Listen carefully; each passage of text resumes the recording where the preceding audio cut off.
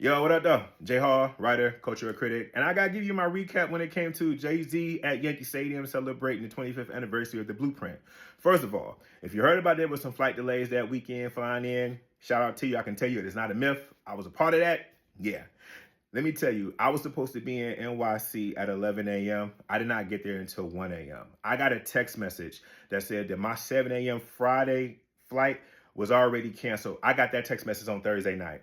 I'm thinking like, okay, I leave out in the afternoon. I'll still get there. I got a direct flight. Wrong. I got to the airport. There were 4 more delays. I had to get a connecting flight. Then my connecting flight and the connecting flight after that got delayed. So I didn't touch down until damn near Saturday the next day. And everybody was with me. So it wasn't just myself. It was a lot that was going on. But let's get to the actual show. First of all, this was the easiest train ride ever.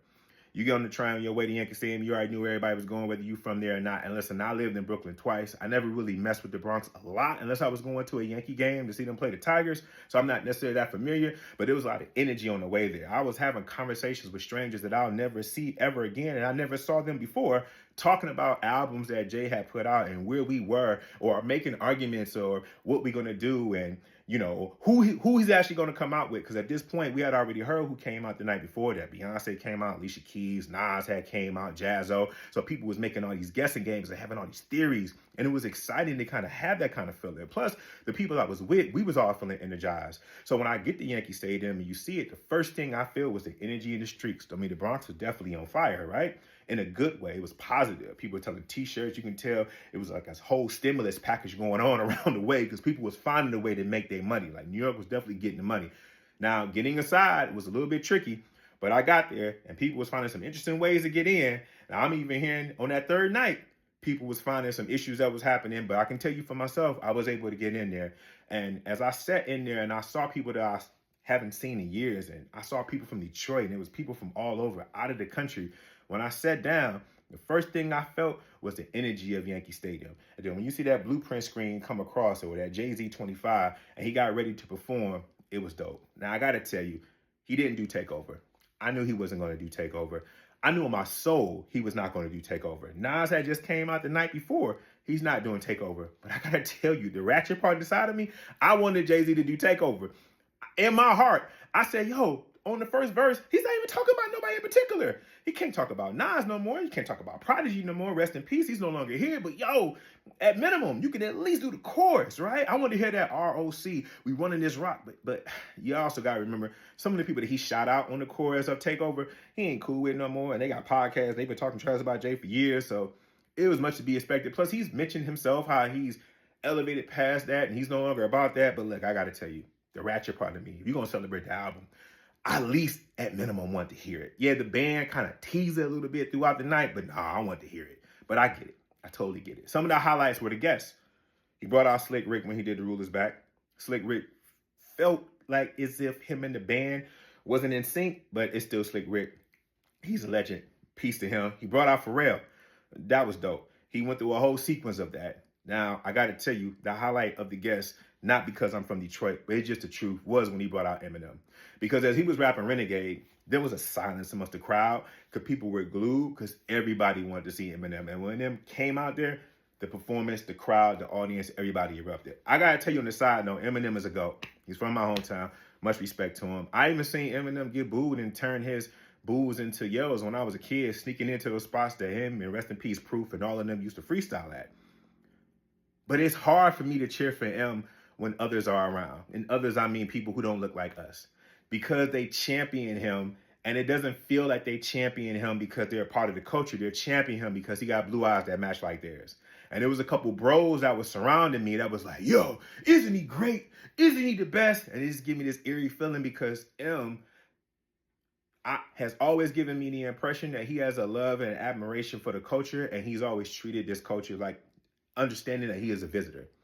Yes, he's done stuff that I have necessarily been a fan of through his entirety of his career, but I never doubted his love for the culture, and he never disrespected it like other people come in and Elvis the game out and then disrespect it like a Post Malone or whatever when they get in through the culture and they want to leave out and then disrespect it. He's never done any of that. And trust me, if you wasn't around during Eminem's prime, if anybody had a A pathway to do it was M, and he's never done that. And I respect that. And also, he's an artist, along with Jay-Z, where people are really drawn into their raw talent. There are a few artists I was telling people in life where people are drawn into like their raw talent, like a Luther Vandross, rest in peace. People were drawn into his voice. And it was good to see people were drawn into lyricism. As they were going and they were doing Renegade and they were ripping and rapping back and forth. And big up to Jay, because people have always said that Jay-Z got ate up on that song by M. And yeah, he did. And that's the truth. And what makes it bad is when you go back and listen to Blueprint, there's no other guest verses on there. It's just M. So there was a whole momentum that was being built. And Eminem outdid him. But M came hungry and ready and prepared. And Jay came as him. He got him one. It happens. So to bring him out there even years later, after hearing what everybody has said, because one thing to be in the studio still think you came on top because you got your yes men around you. It's another thing years later, people still say it. And you bring that man out there because he ain't had to do it, but he did it. It was dope to see that. And on the low, if you're from Detroit and you remember that Renegade was originally Eminem and Royce da 5'9", I don't care what Royce has probably said publicly, no disrespect, but I'm mad. I'm mad I was not on the track that was originally a track that I was on. And not only did it blow up, but it became a classic. I'm a little heated. I'm not even a rapper, but I'll be upset. But shout out to Royce da 5'9". He's done great work. But I'll be mad, because that be that one. There's a lot of things you could have took me off of, but you took me off that one. I'll be a little heated. Just a tad, but that's just me.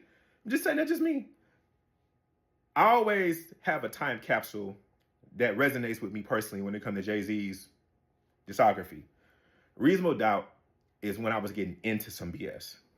The Blueprint is when I was getting out of BS. And I end up saying, I'm done with this part of my life and I'm about to go to Howard. So that always sits with me a little bit different, especially when I hear Mama Loves Me. And he talks about he got to change his life because he's having a nephew. I decided I need to change my life because my sister told me she was pregnant with my niece, who's my heart, my number one. So that part, it hits my soul. But I got to tell you, there's something about being in Yankee Stadium. It is magical. Madison Square Garden and these historical stadiums that's been around. And even though that's not the original Yankee Stadium, but to be there in that energy in the Bronx, to feel and to see all those people, to look around, and to quote the great B.I.G., who would know that hip-hop would go this far or take it this far? You know what I mean? But it was something about that energy being in there. And if you didn't feel that, I don't even know why you were there, because there was love in there all day long. I dapped up people that I've never seen or never thought I would dap up. There was some interesting looking characters in there.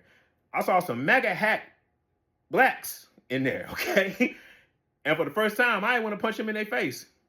Okay, I'm lying. I did want to backhand some MAGA hat loving people that I felt like walked in the wrong arena. However, hip hop brought all of that in there. The Blueprint brought all of that in there. And that's dope.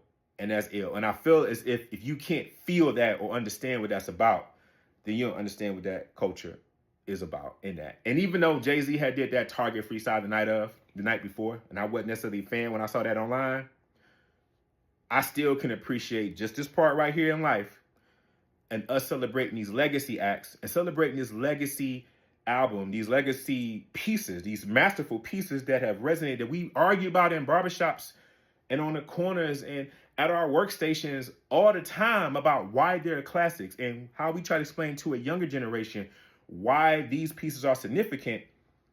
It's beautiful to see it on a grand stage like that being celebrated. It is our Mona Lisa of work. It's the musical ear that we all in unison can agree to, because we know as individuals how we champion for it, and to see other people that we've never seen before champion for it gives you a different feeling, and it lets you know that this right here is what the culture should be all about. That type of love.